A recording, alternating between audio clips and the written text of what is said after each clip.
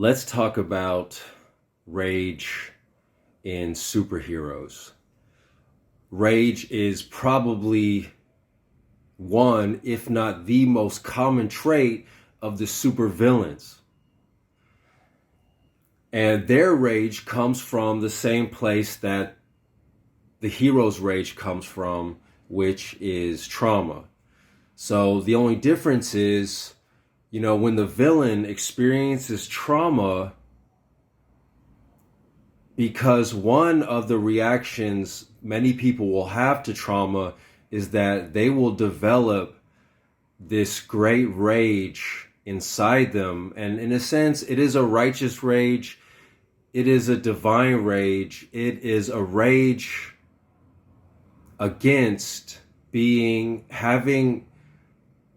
violated, having your soul, having your sacred self be violated in some way, taken advantage of. You've been violated. You're a sacred being. So there's a few different reactions people are going to have. Some people, they become broken in a different way and become very depressed. They may also have rage. We tend to experience all the emotions just depending on your personality. What emotions do you experience more? So rage is something you don't see so much in superheroes, but there are a few, such as the most obvious one is the Hulk. The Hulk represents somebody that has a great deal of rage. And I'm not just talking about anger, I'm talking about rage. True, just uncontrollable rage. Even if, this person is able,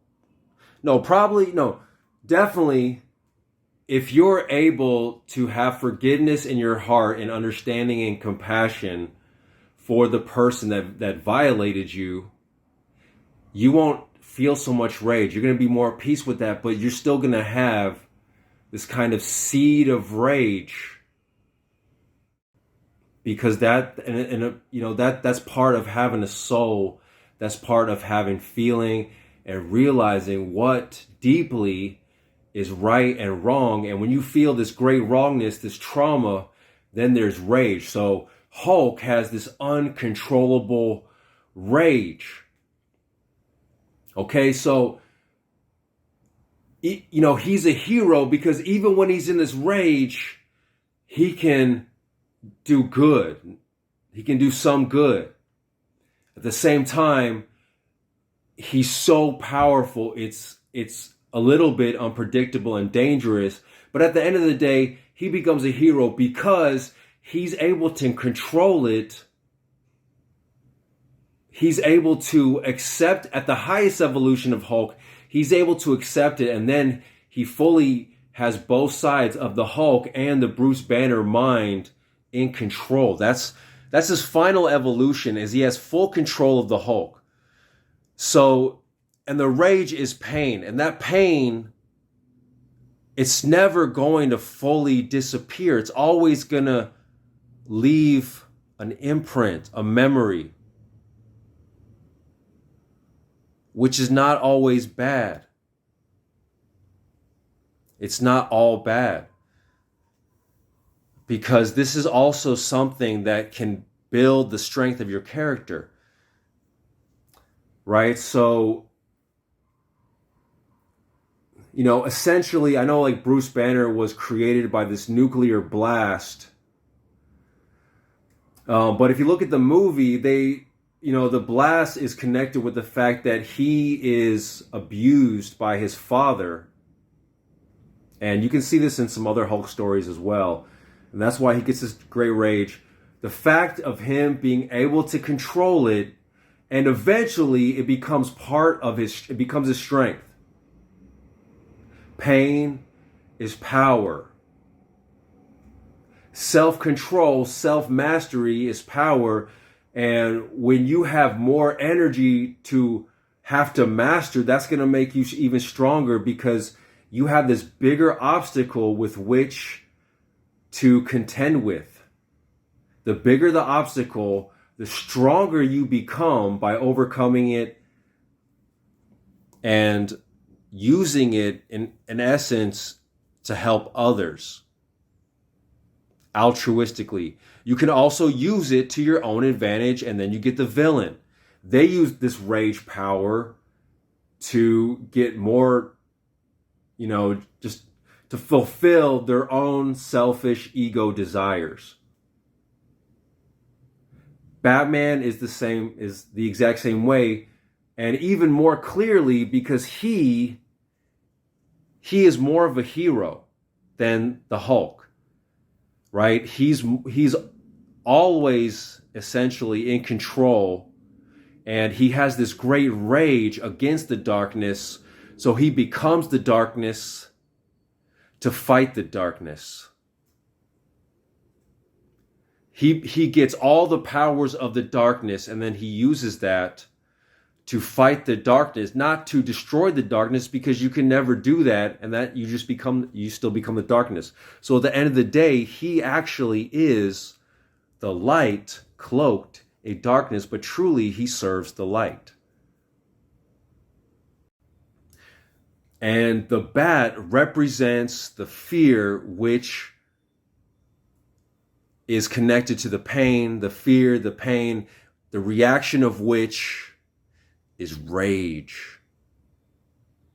So this bat also represents rage. It represents these dark emotions which Batman has mastered, and thus he gets the power. These emotions fuel him, right? So the bat is like this demon that he's conquered, but now he has the power of it and he uses it for good. You can see that in Blade. So the vampire represents these dark emotions, the dark side, the dark urges, and he has that again because he is a result of trauma. So he's able to use the power of these dark emotions, which he's conquered, against the villains, the other vampires, the other ones that have embraced the darkness, that are basically weak souls, and he's actually helping them. He's kind of trying to shepherd them back to the light by showing them, you are going the wrong way. So, don't even need to look at it like he's there to hurt them, to punish them. He's bringing them back to the light, and in that, there will be pain. There will be pain for that individual that is lost in the darkness, is coming back to the light. Batman is the same way. He is finding these lost souls, bringing them back to the light. That's why he doesn't kill them. He's truly like, he's the Joker is not somebody, it's essentially, it's like someone he's trying to save. Batman as the shaman, Joker as the insane, broken, traumatized patient. And Batman never gives up in trying to save this person. He never says, you know what, screw it, I'm going to kill him. Well, and maybe in some stories that some alternative universes, that's happened, but that goes against the whole idea, the whole point of Batman, which is that he's a hero. He's not like Punisher. Punisher is not a clear hero. He is sometimes a hero, but when he's using the questionable means, which represents him giving in to that darkness of his own trauma. And we all go through trauma. And when you heal your trauma, you become stronger from it. You become a superhero.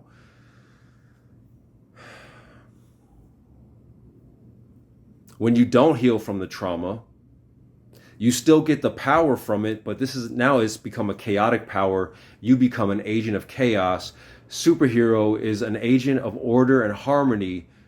The villain is an agent of chaos and meaningless, spreading their own unhealed self out into the collective.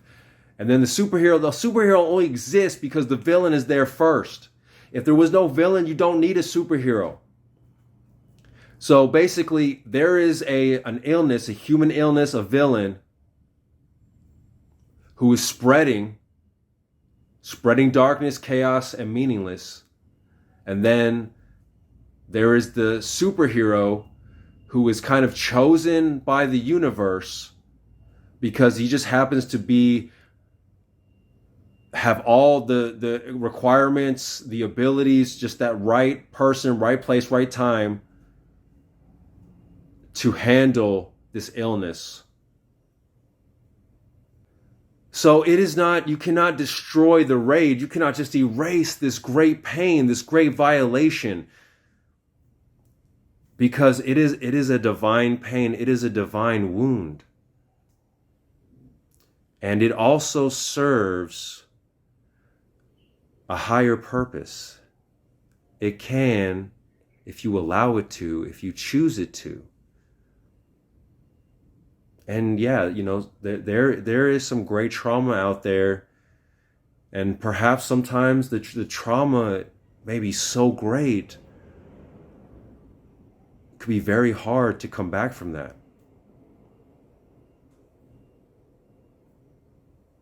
But if you're able to do so, you may become a superhero, do great deeds, uplift humanity, and that has got to be the greatest joy there is.